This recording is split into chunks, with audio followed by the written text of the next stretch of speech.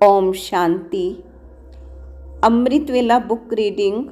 अमृत वेले मिलन की तैयारी, पेज नंबर 34। 5.1 अधिकारीपन का अनुभव। सभी सुबह को उठते ही गुड मॉर्निंग करते हो, याद में बैठते हो। रोज़ अमृत वेले उठते ही पहले याद में बैठना। अमृत वेला हुआ, आँख खुली और सेकंड में जंप लगाकर बाप के साथ बैठ जाओ। साथ के कारण जो बाप के खजाने सो आपके खजाने अनुभव करेंगे।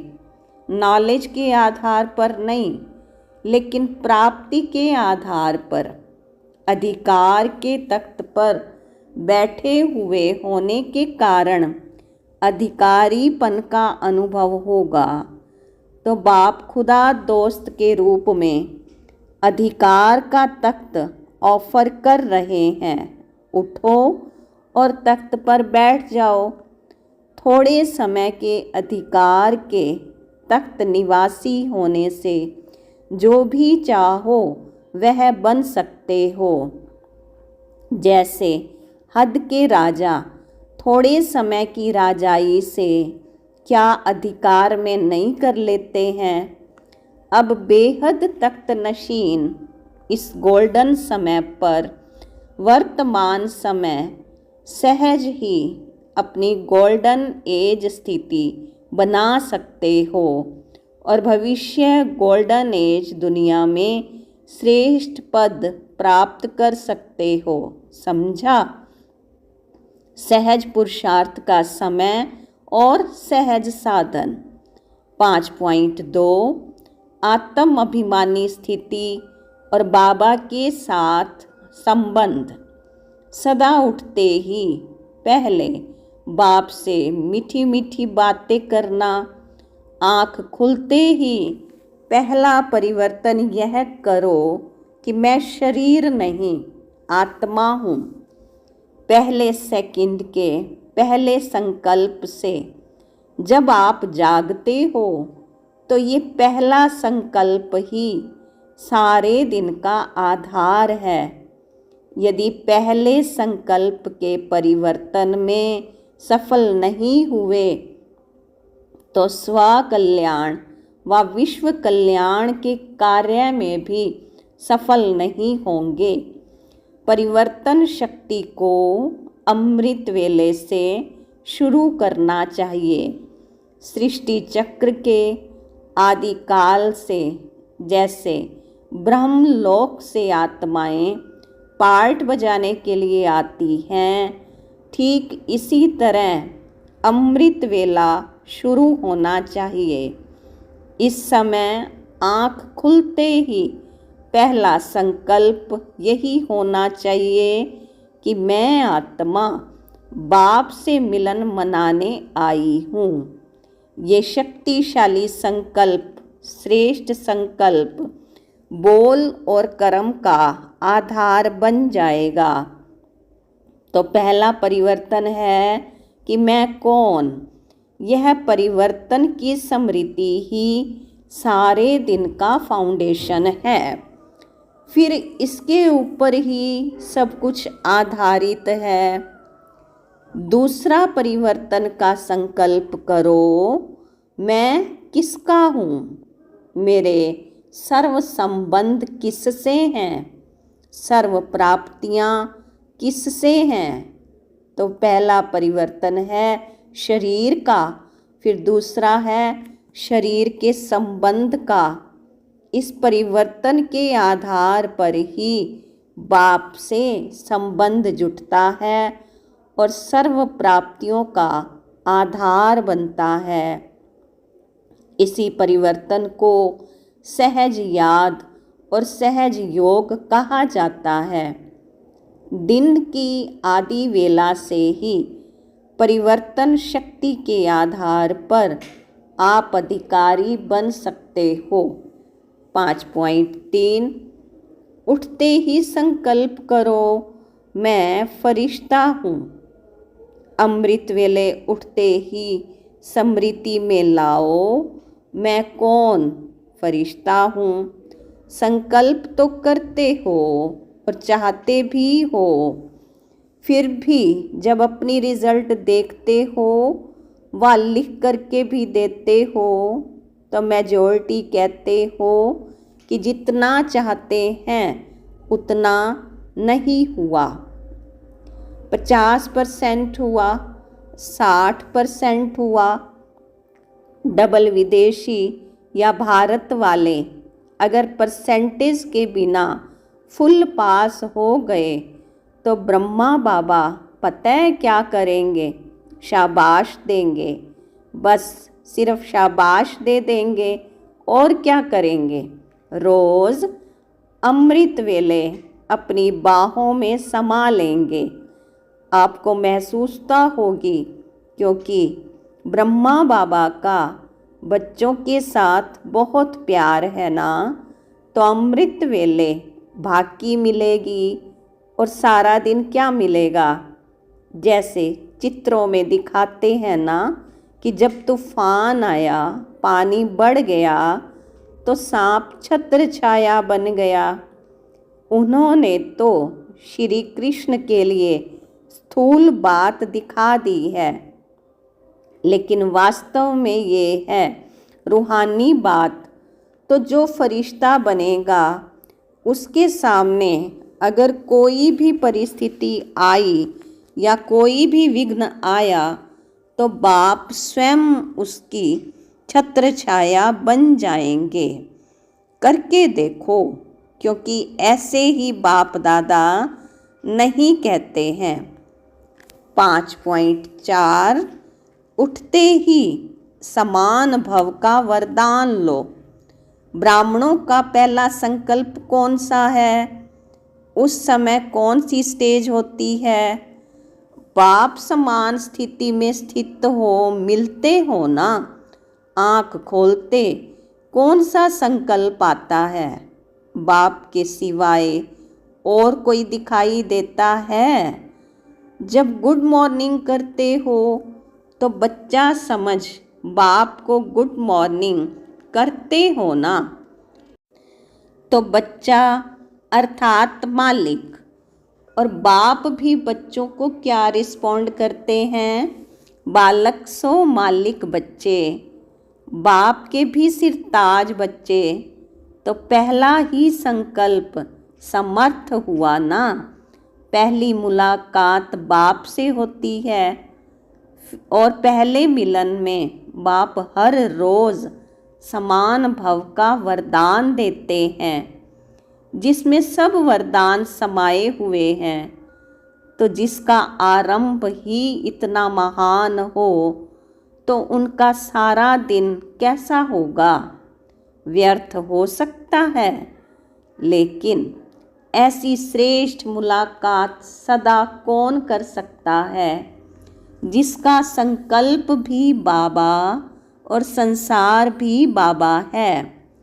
ऐसे बाप के समीप बच्चों की मुलाकात समीप से होती है, नहीं तो समीप की मुलाकात नहीं, लेकिन सामने की मुलाकात होती है। सब बच्चे मुलाकात ज़रूर करते हैं, लेकिन नंबर 1 बच्चे समान रूप से समीप अर्थात साथ का अनुभव करते हैं। साथ भी इतना जैसे कि 2 नहीं लेकिन 1 हैं।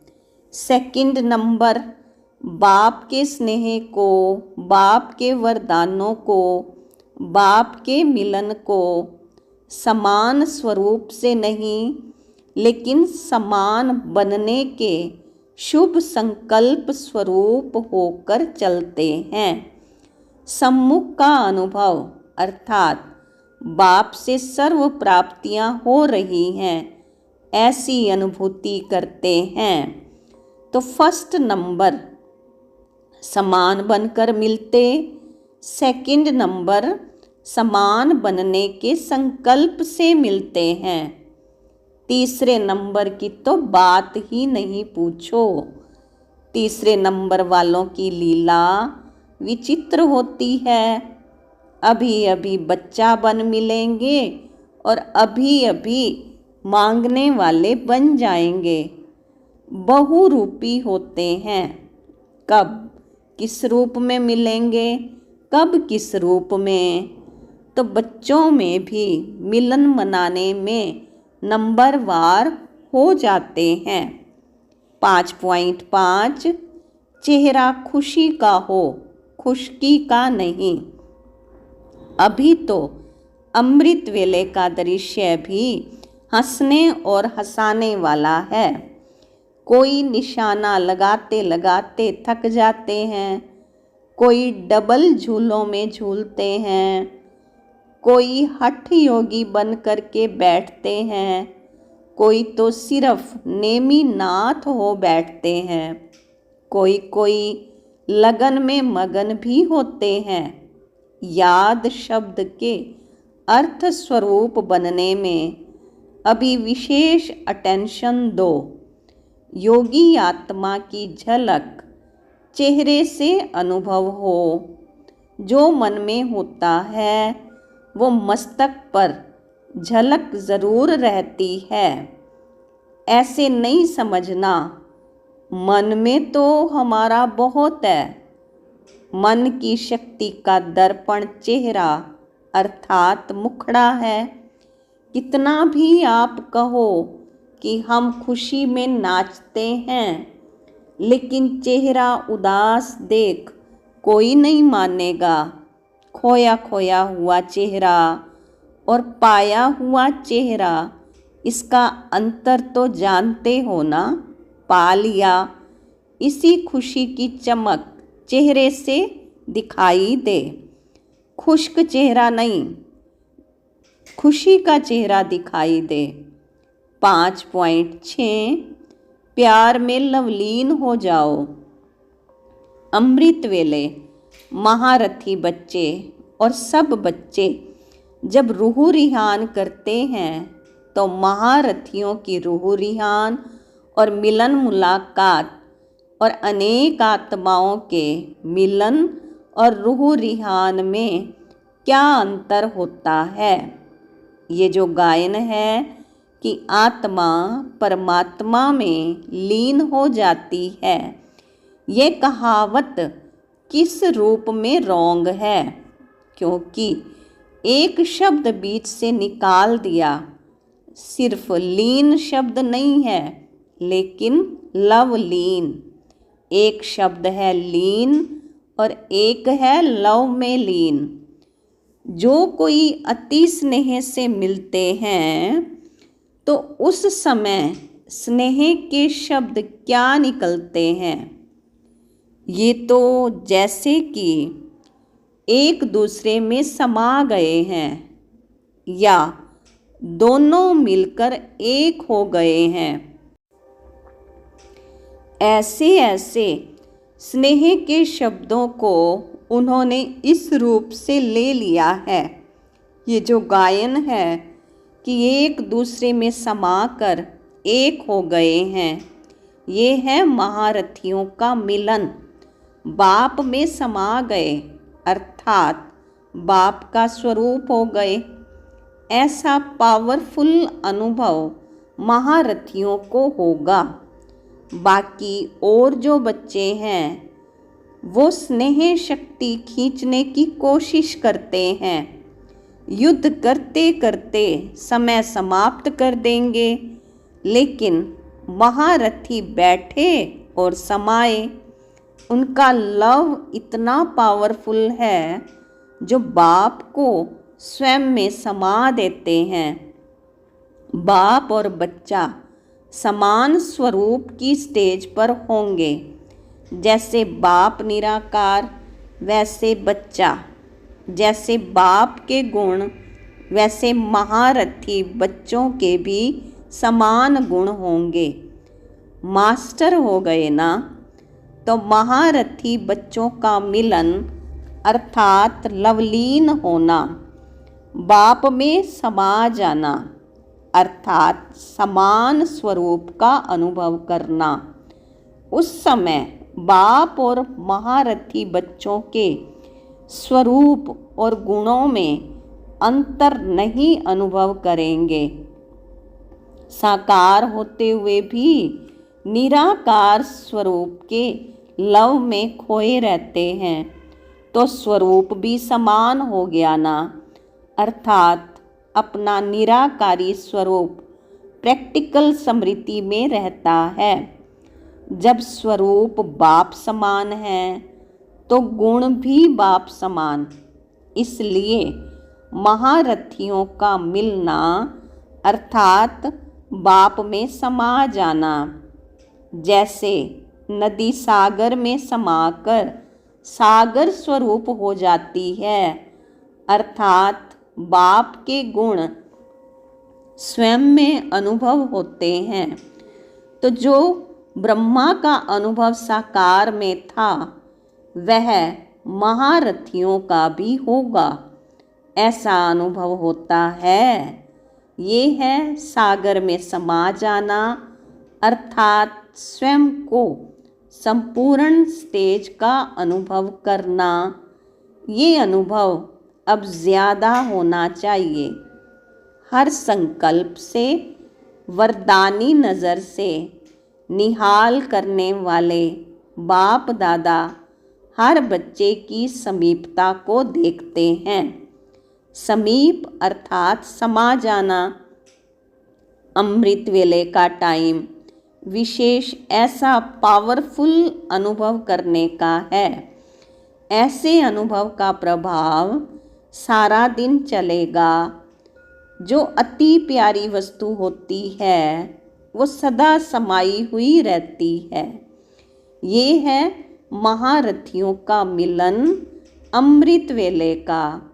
बाप दादा भी चेक करते हैं कौन कौन कितना समीप है।